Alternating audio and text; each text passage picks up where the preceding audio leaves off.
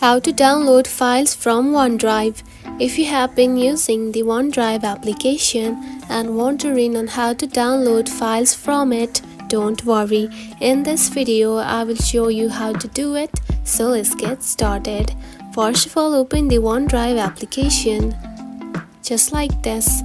After opening it, you will find something like this on your home screen.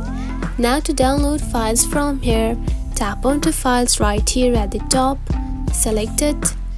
Now simply search and locate the file that you want to download, and after that tap on the three dot lines right here, tap on it. Then here you can find download, tap on it. Now you can see it is downloading. Now simply choose the download button just like this. Now you can see it is downloading and it has downloaded. And that's it. This is how you can download files from OneDrive. If you found this video helpful, don't forget to like and subscribe for more tips. Thanks for watching.